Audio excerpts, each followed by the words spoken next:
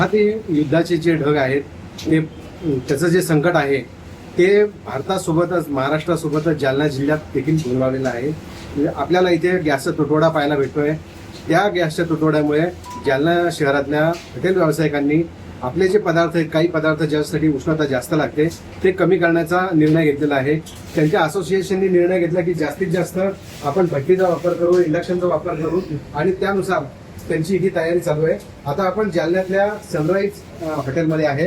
त्यांचे जे मालक आहेत ते आपल्यासोबत आहे आणि आपण त्यांना विचारूया की गॅसची एवढी मोठी टंचाई असताना ते कसा याला पर्याय शोधून त्यांनी काढला आहे आणि काय पर्याय काढला.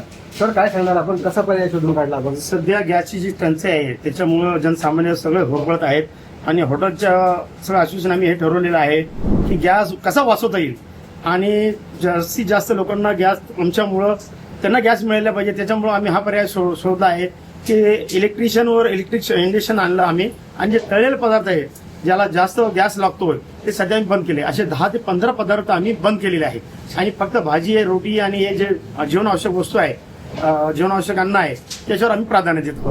तुम्ही बघा इथं आम्ही आता इलेक्ट्रिक शेगडी ही इंडक्शन ही लाईटवर चालणारी शेगडी आहे. ही इंडक्शन आम्ही त्याच्यावर वापर करायला आहे आणि कमीत कमी गॅस कसा वाचवता येईल त्याच्यामुळं आम्ही इलेक्ट्रिकचा वापर करीत आहोत. कसा उपयोग होता याचा तुम्हाला? आणि याचं लाईट बिल जास्त येणारच आहे आम्हाला, परंतु आता जनसामान्याचं लक्ष देता गॅस कसा कमीत कमी वाचवता येईल त्यामुळे आम्ही लाईटचं फिटिंगचं करायला लागलो. बरं, रोटी बनवण्यासाठी पण तुम्हाला गॅस लागायचा? नाही, आम्ही रोटी बनवण्यासाठी जो गॅस तंदूर होता आमचा तो गॅस तंदूर बंद करून आम्ही कोळशाचा तंदूर आम्ही इकडे सुरू केलेला आहे. हे मी तुम्हाला दाखवत आहे.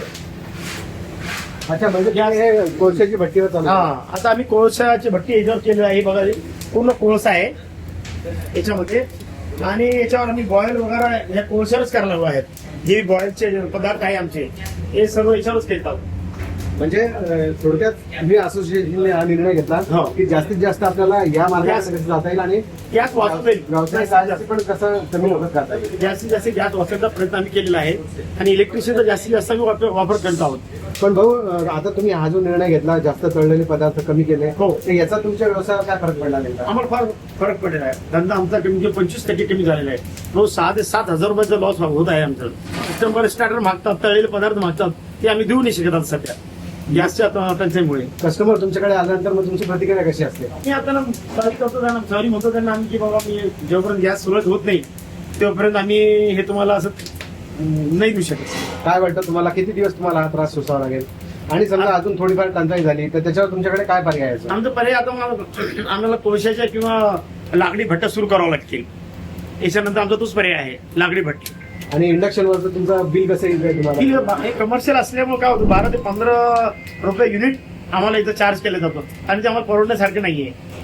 पण आता कमीत कमी आता गॅसचा कमीत कमी वापर करण्यात जेव्हा जनसामान्याला गॅस मिळावा यासाठी आम्ही जेवढे हॉटेल व्यवस्थित आहे त्यांनी हेच विचार केला की बाबा लोकांना गॅस मिळायला पाहिजे.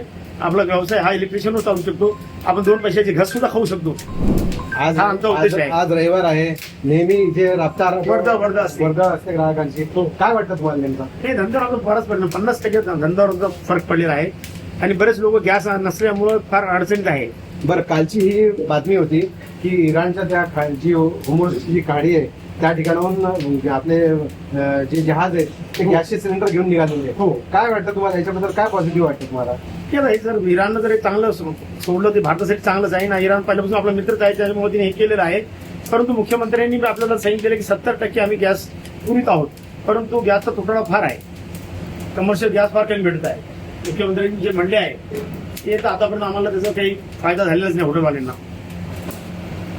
आपण पाहू शकतो या आखाती युद्धाचा जालनासारख्या गावात देखील हॉटेल व्यावसायिकांवर परिणाम झालेला आहे. आपण बघू शकतो आता त्यांच्या ह्या भट्ट्या चालू झालेल्या आहेत जिथे की कोळशावर त्यांचे तंदूरचं काम ते भागवत आहेत आणि आपली गॅसची कशी वाचवता येईल, आपल्याला गॅसचं कन्झम्पशन कसं वाचवता येईल यासाठी त्यांचा प्रयत्न चालू आहे. आनंद साळी, लोकमत.com, जालना.